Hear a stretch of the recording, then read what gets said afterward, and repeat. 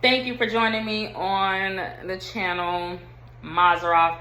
I hope you guys can hear me. I am actually getting ready for bed, but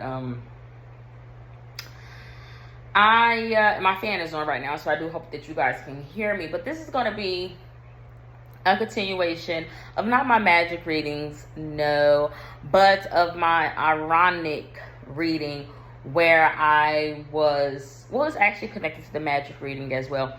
But it's where I was talking about the plot to kill Jesus and how you had priests and high priests that came together and secret and decided that they were going to kill Jesus because ultimately they didn't want Rome to take over worship. They didn't want Rome to take over the church. So we know, right, that Jesus' death, of course, obviously, would have came before, I don't think too long, before the first pope. And, you know, they have Olivia Pope on, it was not How to Get Away with Murder, but she was tied in with the president and all this other shit. But it was essentially secret organizations, secret covens, or whatever. But Olivia Pope, even though it was dark, was it played by Kerry Washington? I can't remember. She was pulling the strings of government. But the church initially was doing it. Then Rome came in after they sacrificed Jesus, right? But the reason why I wanted to talk about that is by the numbers, right? Numbers is also connected to Exodus. Numbers, ironically, kind of tells the story of Exodus or how certain people got free by the numbers. And, but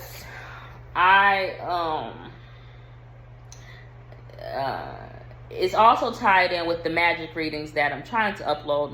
My internet connection is so slow.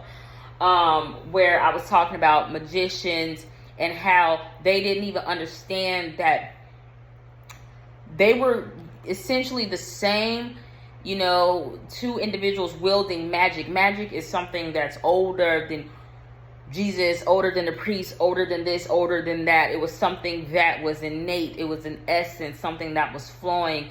And some were chosen to handle said magic, and some got their hands on it in mysterious ways and made themselves a god, had life and death in their hands, so on and so forth. But I feel like neither of those two parties, Jesus nor, you know, really appreciated the gift to be able to, they just kind of took the credit for and didn't, you know, give praise to the essence of it itself. But I wanted to talk about it because, of course, Victoria's Secret, right, and Muhammad, who came before that, actually, no, I have a reading about 38, and, you know, 38 is also biblically speaking as well. There is I forget what it is. I just looked at it, ironically. It's verse 21:38 in your Bible, and I can't remember, but it has something to do with tenants and how tenants didn't want to actually have to pay. They wanted to be landlords. So what they decided to do was kill the people that the land originally belonged to. Regardless if you want to think about Native Americans, you want to think about Africa, you want to think about any place that has been pilgrimaged, you know, type of thing. You can even think of Egypt as well. Egypt's people were taken and blood was input into a gene pool and tampered with, and certain people got freed and certain people got left behind. But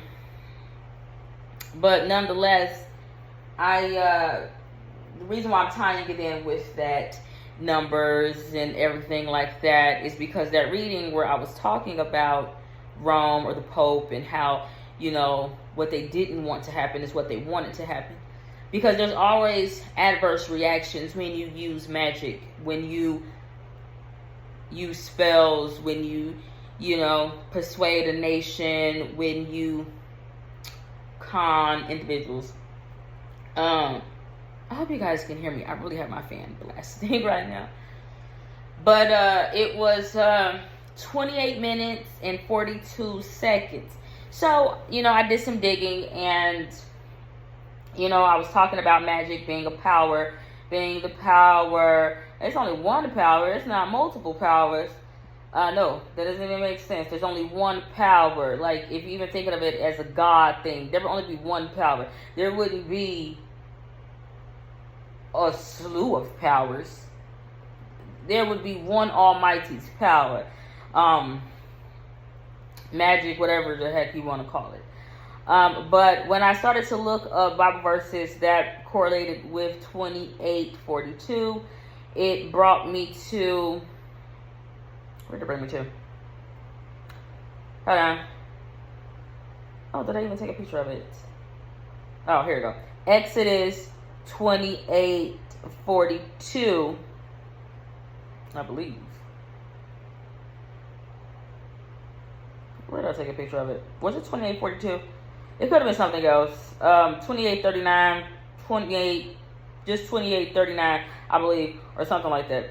Whatever. It brought me to Exodus, essentially, Exodus 28, where it was telling high priests or, things like that, how they are supposed to dress as far as their undergarments. And I just found it to be a little taboo, a little taboo that the Bible in Exodus, where they were telling, because what is Exodus all about? Exodus essentially is all about freeing people from Egypt. And one of the instructions to the high priest, not necessarily other men, but now all men kind of dress like a high priest. It's like a rite of passage, if you will.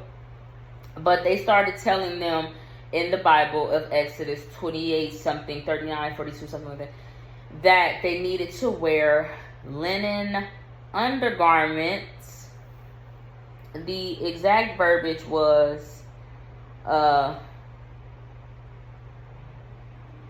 linen breeches to cover their nakedness when they enter the tent of meeting or approach the altar to officiate in the sanctuary. So they also were told in Exodus, I think that's what Exodus 28:39 was. Exodus 28:39 told them that they needed to wear a priestly sash. The high priest was supposed to wear that, which was a linen of embroidered work, like sachet. Sashes were made for other priests as well. And also that priests needed to wear a turban. According to the rabbi, something, that the high priest was much larger than that of the priest and was much larger than that of the priest, and I don't know what it is. Flat top turban that for priests was wound so that it formed a cone shaped turban, like cone head. I don't know about comes on a cone. But I thought that was really, really interesting that that was something at first before we got, because now if you just look up online right now, right, one of the first things you're going to see is Victoria's Secret. So if you just look up linen undergarments, it's going to bring you to panties. I don't want to sound vulgar, bras, and boxers. But you know what? When I think of it, it makes me think of the show Good Omens, where they go all the way back to the beginning. And Crawley, the demon, is sitting there talking to Aziraphale, and he's like, "You had a flaming sword. Where'd it go?" And he explains, like, "I gave it to the couple because they got kicked out of Eden." All right, now they made them look black. It's a racist thing because white people just feel larger than life. But I've already explained what they actually were. They were not angels. They were priests, high priests, that had a power to persuade, a power to form weapons against the orders of God. But they had the power to be sexually immoral with each other. So no, they're not angels. They just used magic in a negative way to everybody else, so it could be a positive for themselves. But essentially what I was getting to is that the first garments that they showed them wearing was they formed undergarments. And so it was just interesting that they were being told how to skin hide. They were being told how not to be naked. And to me, it's so confusing because it kind of contradicts the initial part of the Bible where it's like, God's like, who said that you are naked? Who told? Because to God, you are not naked. You are in body. I have formed you the way that I want you to be. But the thing is, who has told the high priest and so on and so forth? It can't be magic. It can't be magic. Because I am a slave to the system. I am a slave to the handler. Who told these high priests in Exodus that they were naked and that they needed sashes like a beauty pageant and they needed to have linen or cotton undergarments to be in sanctuary, to be near God?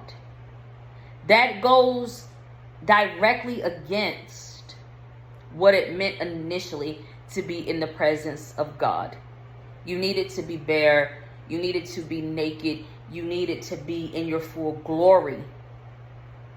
But it wasn't perverse because God's not looking at you in perverse.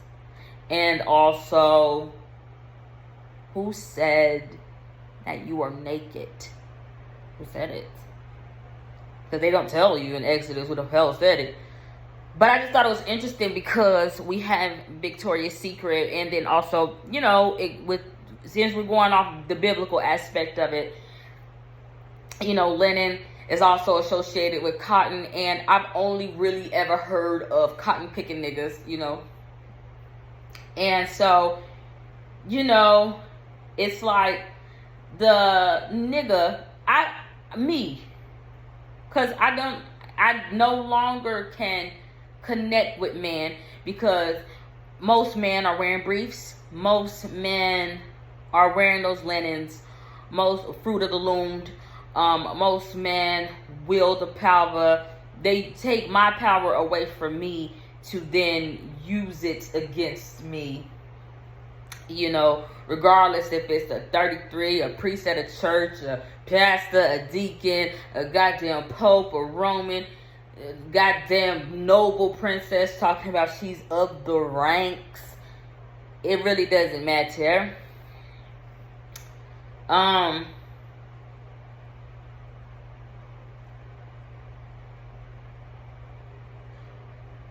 was saying I don't feel that black man or black man anymore. They have become one monster, one monstrosity. And it's not a cute monster. It's not an Elmo. I don't believe Elmo. The only Mo I know is that Indian man that keeps getting white people drunk in love. Or yellow. But a deity, whatever. But you know what? I just I thought it was interesting. I thought it was interesting because most young men, you know, it's a rite of passage. They get out of their tidy whities. Tidy whities to me made me think of Egypt. You know, that's when I see Egyptian drawings of slaves or even the Egyptians, they were in their damn tidy whities. Sumo wrestlers wear tidy whities. But for the Egyptian thing, for the Hebrews, it's looked at as a fucking negative. But for the sumo wrestler, it's a rite of passage. It is who them are. They don't put on the land, and the sumo wrestlers, they fucking put on them damn tidy whities when they want to go into the sanctuary and do some spiritual, actual, physical fighting. So it was just interesting to me that, you know,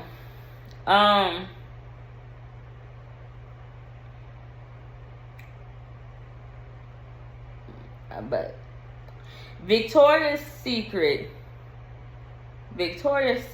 is connected to not having you individuals that could have been angelic not be naked anymore. That's Victoria's Secret. That is how Victoria became whoever she was. She told some individuals one time that they are naked and told them what to wear, showed them what to wear, fabricated, sold some shit up, and said boys wear these undergarments and girls wear these. There was actually no, for girls, I don't know what girls was wearing, probably free flowing at that point, but I just thought it was weird for the non-highest of the highest, because in tarot, high priest, you can have a male high priest, but it's more feminine energy for one. But for two, a high priestess is not a high priestess without magic. Without magic. I don't even know how tarot does understand the fact that magic is a standalone thing. Tarot does understand it. But what tarot is not understanding is there's only one card in the deck, and that's magic. There's only one card in the deck. Now, there could be two cards in the deck, Fool and Magic. It could be. But that Fool represents the person handling that and not understanding. But nonetheless, that's all I got for you guys. Godspeed. God bless. Bye.